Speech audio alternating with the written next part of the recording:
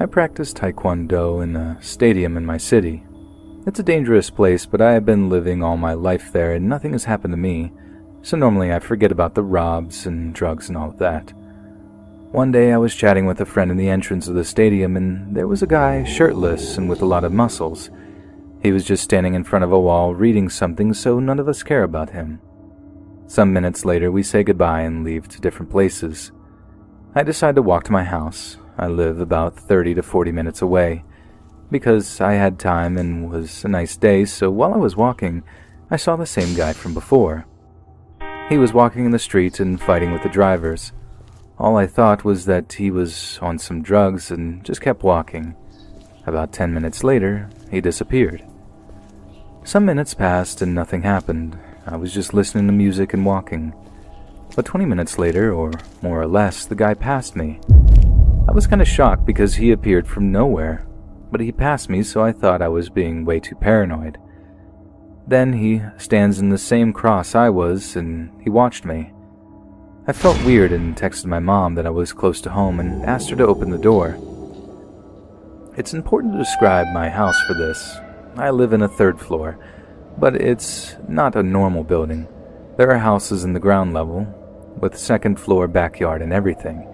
In between 2 houses there is a stair that lets you in the 3rd floor. There are more houses over the ones on the ground level, and I live on the 3rd. So when I get to the stairs, the door was open and my dog was waiting for me. So I sit on the floor and pet her. Then my mom was like, "Be careful, there's someone behind you. Move so he can pass." I reply with an okay, stand up and went to the stairs without looking back. We started walking to my door. I went inside my house and looked back, and there he was. The shirtless guy was behind me all along, and he just was standing outside of my house. My mom closed the door and freaked out. She asked me if I knew him, if he had talked to me or something. I looked at her confused, still shocked. She started calling my dad, loud enough so the guy outside could hear it. My dad didn't hear her, but that was enough. The guy finally left. This happened some months ago, but it still freaks me out. He saw me, and he followed me, and now he knows where I live.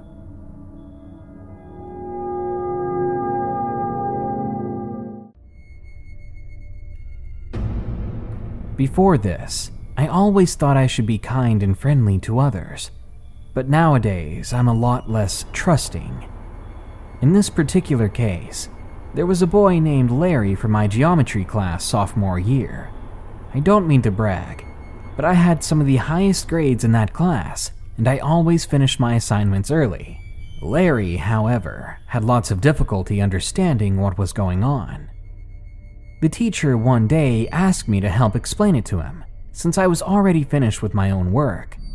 I tried to explain everything to him slowly and step by step. I would not move on until I was sure he understood. In 3 days, there was a big test coming up, and on the day of the test I wished him good luck. I told him to do his best. He was pretty quiet and was never around a big group of people, but he seemed like a very nice person. A few days after we do our tests, we get them back. After class, Larry walked over to me smiling and said he'd gotten a B. "Congratulations," I said. I was honestly happy for him. "Thank you. I couldn't have done it without you," he said to me very awkwardly, but it felt so good that I was able to help somebody. I was starting to think to myself that maybe I should tutor more people. Maybe I had a knack for this kind of thing. That night, Larry sent me a friend request on Facebook. I didn't think anything unusual of it, and I accepted it. And within 5 minutes, I got a message from Larry saying, "Hi, I just wanted to thank you again. You're a lot better than the teacher at explaining these things. If it weren't for you, I would have failed." "No problem," I told him. "If you're ever in need of help with anything, just feel free to ask." We chatted a bit more over the next couple of weeks about geometry and school in general. It wasn't long until he sent me a message saying, "You seem like a pretty cool, nice guy. I was wondering, would you like to go out on a date with me?" I was shocked. I really didn't see this coming, but I tried my best to be polite and as nice as I could. My older brother, who'd already graduated years ago, is gay, so I didn't have any sort of prejudice. I just didn't swing that way. Sorry, Larry, but I'm not gay, I told him. I'd be glad to still be friends, though. You're a really nice guy, I said. He replied with just, okay, and he didn't send any further messages. He didn't look in my direction at school either after that, and I was starting to worry that I'd lost a friend. A few days came and went. One day I got home to see a few comments Larry had left on my Facebook pictures. They said really mean things. Things like, "What an ugly picture," and "That face could make children cry." My family and a couple of friends responded telling him how his comments were rude and unnecessary, and I deleted them all rather than blocking him right away like I should have, and I sent him another message.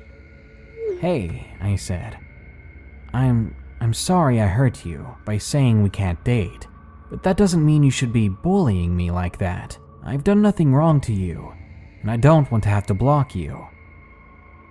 About an hour later, he sent me a message that had me shaking and in tears. I can't remember all of the vile things it said, but I'll type up what I remember. It said something to the effect of, "As if I'd still want to date your ugly self anyway. Your biological parents didn't want you, so why would anyone else? You're a worthless piece of trash, and you should probably just die. In fact, you shouldn't have been born at all. I'd slit your throat myself, but you aren't worth the prison time. You should kill yourself instead. Make this world a better place and just die already. And if you don't, I might just change my mind and do it myself." I walked over to my mother and handed her the phone. She saw the cruel words. She saw those death threats, and she saw how upset I was that someone would say such things to me, especially after I did nothing to them but be nice. I mentioned in passing during one of our conversations that I was adopted, and he even used that against me. My mom then called the sheriff and told him what was going on.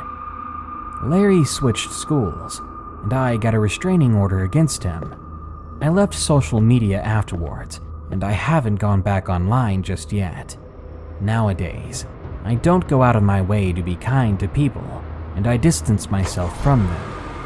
I don't harbor any ill feelings against Larry, and I hope that he got the help he desperately needs.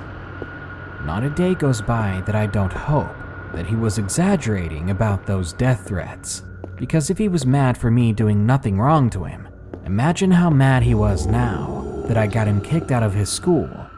Larry, I really don't want to see you again.